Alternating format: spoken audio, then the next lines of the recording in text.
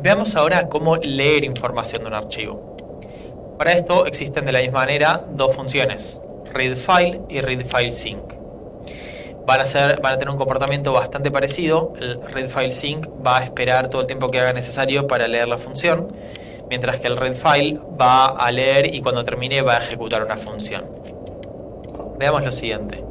Supongamos que yo acá quiero leer el archivo. Vamos a ponerlo primero acá. Entonces, readFileSync. Entonces trato de leer de forma sincrónica src barra test.txt. Entonces, esto de acá me lo va a devolver en una variable que le puedo llamar file content y podría ponerme que me lo imprima. Vamos a ver qué pasa si hacemos esto. En un primer momento, fíjense que me imprime saving file, que es este de acá. Después me imprime una cosa rara, buffer, dice, que eso va a ser de acá. Y por último, file saved successfully. Esto lo que nos da a entender son dos cosas. La primera, que creo que es la más simple de ver, es lo que dije en el video pasado, que en qué orden se están ejecutando las cosas.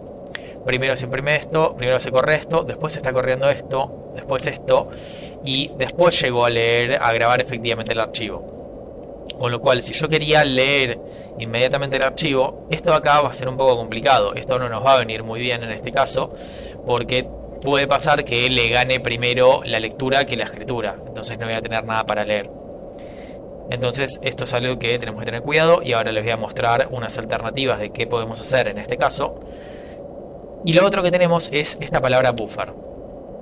Un buffer básicamente es algo como si les dijera un array donde se va guardando información, donde se va guardando bytes, caracteres o lo que sea.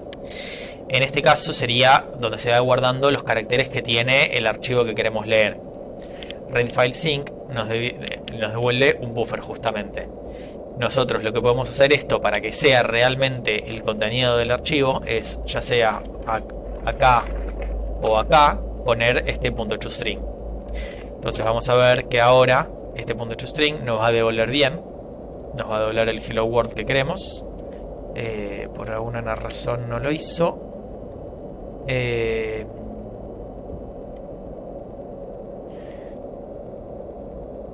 Y tal vez es porque estoy grabándolo en este momento. Entonces está todavía en la mitad del proceso. Vamos a ver qué pasa si esto yo lo hago acá, que sería lo más razonable.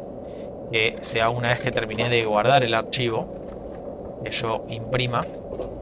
Básicamente es eso. Si yo acá estoy corriendo de forma asincrónica, no puedo pretender que el otro se corra de forma sincrónica. Y efectivamente vemos que acá imprime bien el hello world. Mientras que si yo le sacaba esto, me va a imprimir el buffer que teníamos antes, solo que va a tener un poco más de cosas. Fíjense que va a ser buffer con los caracteres en lo que sería base hexadecimal. No hace falta que se preocupen mucho, en hexadecimal y ASCII, digamos, de los caracteres que están corriendo. Este básicamente va a representar la H mayúscula, este la E, este una L, la otra L, fíjense que son iguales, esta la O, y bueno, pueden entender el resto perfectamente. Entonces, si yo quisiera corroborar al instante, puedo hacer esto. O si supiera que para este momento se tiene que haber grabado un archivo, lo podría hacer acá.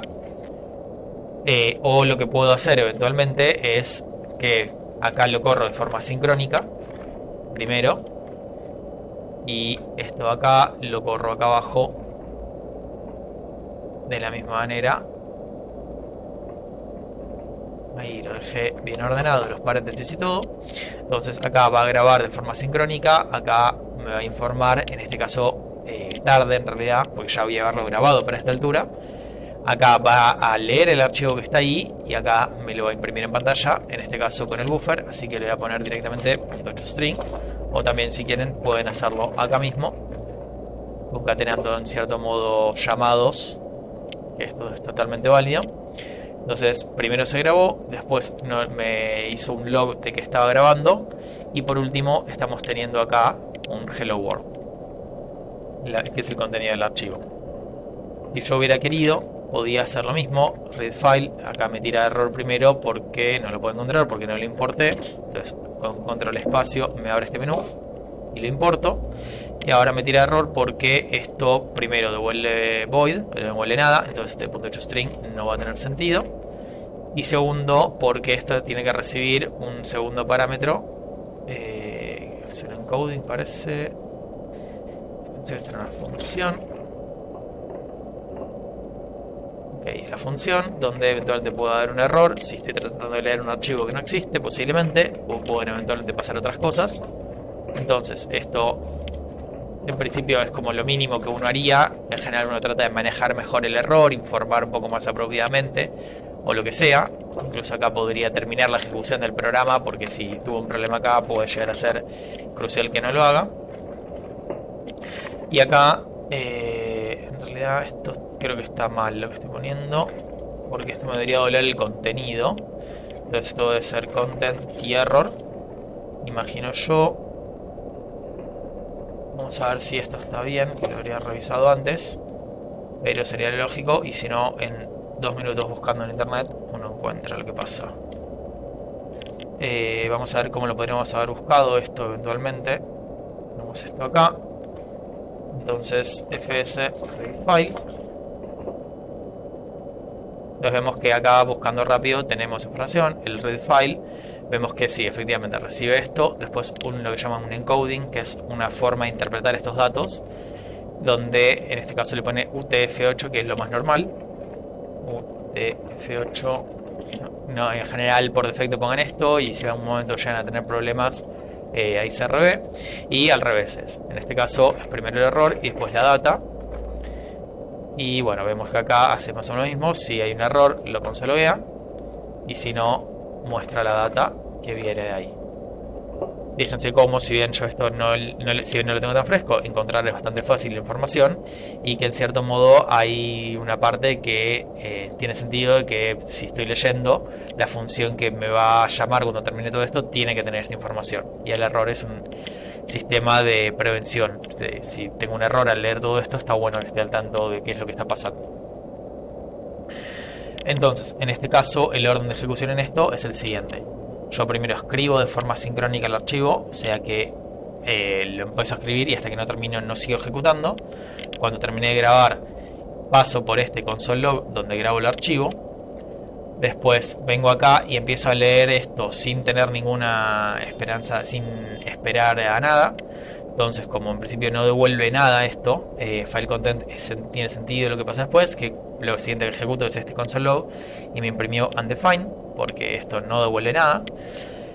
Y entonces, cuando termine de ejecutar esto, no tiene nada más acá abajo, entonces simplemente sigue hasta que termine de ejecutar esto, que es leer el archivo, este de acá.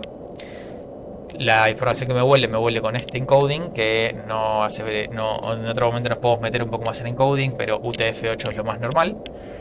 Y ejecutamos cuando termine todo esto la función, que el primer parámetro es un error, lo segundo es lo que leyó, entonces si hay error lo consologueo, y si no, consologueo esto. Incluso podría haber hecho algo como read successfully,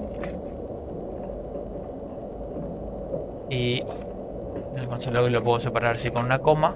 Entonces de esta manera me entero que fue leído bien y no hubo ningún error, por si fuera como lo mismo. Y de nuevo, si le hubiese puesto mal el nombre del archivo, en este caso, vamos a ver que este de acá nos tira un error. Es lo mismo que antes, el mismo error, no such value directory, así que con esto estaría visto un caso en el que entramos acá.